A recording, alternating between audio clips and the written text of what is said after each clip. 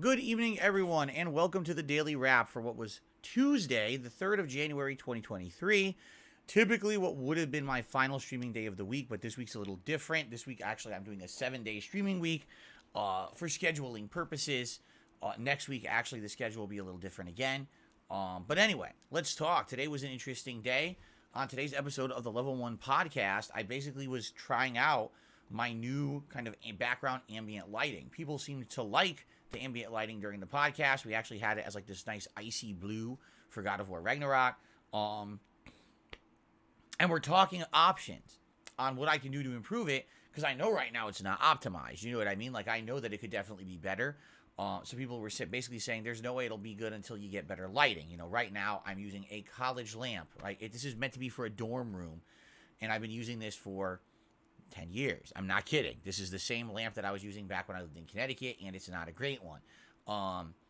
So I asked for some ideas for lighting upgrades and the like that aren't going to break the bank. You know, I'm not talking about $200 for lighting. I'm talking about, can I get something on the cheap that maybe could go on a tripod or a stand or something? I don't know if it would be like a diffuser lamp light or a ring light. I really don't know how they work because I've never had one before. You know, after that, we had a couple different conversations. One in particular, definitely about people's attitudes towards me as a streamer recently, because I had noticed, sadly, there had been some more toxic attitudes, and I just wanted to address it and let everyone know I'm not upset, but I would hope that everyone would kind of be like more constructive and more understanding, quite frankly, as opposed to kind of being on my stream to always kind of go to the extreme and be toxic and or say everything's black and white. And if Phil doesn't immediately do one thing that we want immediately, it means that he's a villain. You know what I mean? Just basically watch the podcast if you want to see that discussion. I basically tried to lay it out as nicely as I could, and I wasn't agitated. It's just, it's a new year, new attitude on my content, right? You can see I'm trying to change things up. I'm trying to make things better. I want people going into it with a refreshed and positive attitude. I don't want some people coming in here and constantly trying to bring down the stream with insults and toxic stuff. And I definitely noticed some of that at the very beginning of the year, and I wanted to address it, okay? Then we had some open Q&A. We talked about the schedule because it looks like we are about to finish multiple games. So it was a pretty good podcast. Then we jumped into the conclusion of God of War Ragnarok's story. Yes, we concluded the story of God of Ragnarok today, although there was a little bit of post-game left. We finished the mainline story, the credits rolled, and it was great, to say the least. Although, if you can believe it, the entirety of this game, I had no issues until the end. I get a game bug during my ending that hides the actual kind of big reveal for Kratos at the end of the game. I know what it was supposed to be. It didn't load in my game, so I'm staring at something. I'm like, what is that? It's like, I can't tell. It's blurry, Oh, Phil, just so you know, you're the only person we've seen of anyone play this game have this bug. Everyone else gets to see the ending, not you. 15 years. I've been a full-time content creator on the internet. This is the thanks I get. Seriously. It's like, of all the people playing this game, you're the one who doesn't get to see the proper ending. You're the one who got the shaft, Phil. Anyway, the thing about God of War Ragnarok is there's a lot of post-game content. You've got optional post-game berserker fights. You've got a final super boss, endgame boss. You've got story. There's like 2 or 3 elements of story still left in the game. Some other things, for example, Asgardian remains or leftovers to fight. So there's still quite a bit to do. I did some of it. I did not do nearly all of it. So we're going to do one more final finale stream of God of War Ragnarok this coming Friday.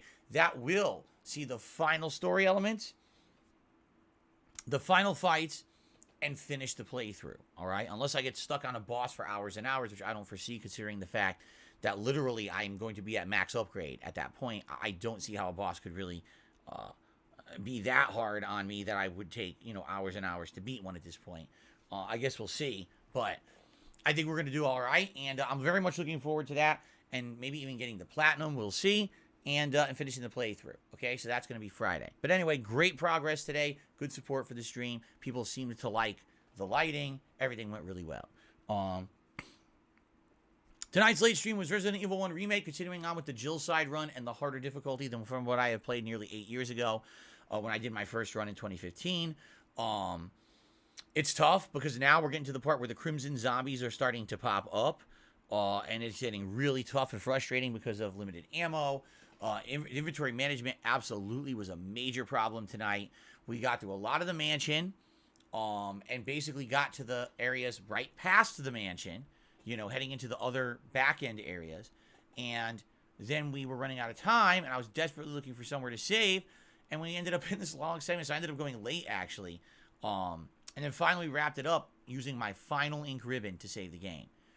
Ooh, I really hope I can find more. I mean, I couldn't believe I went into a save area and there was no ink ribbons there.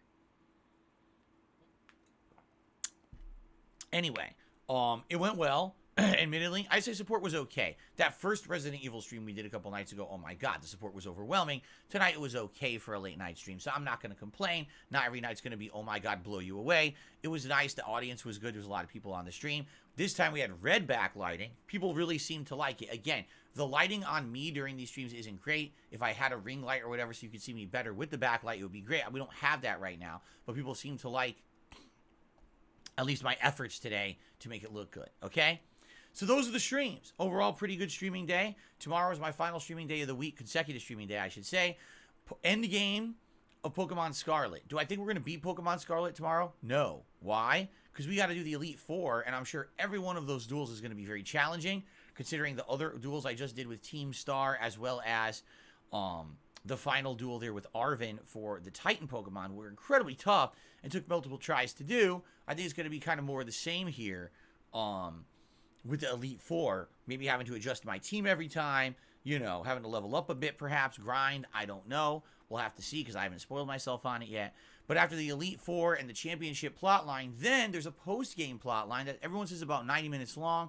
You go into this crater, I guess this is called a Paldean crater, where apparently it's the toughest Pokemon in the game and other stuff, and then the end of the story. So, obviously I would like to do that and actually finish up the official ending of the game, but I don't think we're going to do that all in one sitting. I'm thinking maybe tomorrow will be like the Elite Four, then maybe we'll have to do one more stream for that kind of post-game and giving the game a send-off. We'll see, okay? Tomorrow night on the late stream, Warzone 2.0, my first stream since my victory. Can I pull off a second victory, right? Can we do some more fun bounties? I don't know. We'll see, but I'm very excited. We did so well, right, yesterday, that I'm actually very excited to play it again tomorrow and see if I can maybe pull it off again. I definitely am learning and getting better, and, it's fun. It's fun to interact with you guys. It's fun to try to get the win. Is it fun when the connections are terrible and the gunplay sucks? No, but we'll see what happens. Maybe we'll have another suspenseful, epic night to end my streaming week, okay?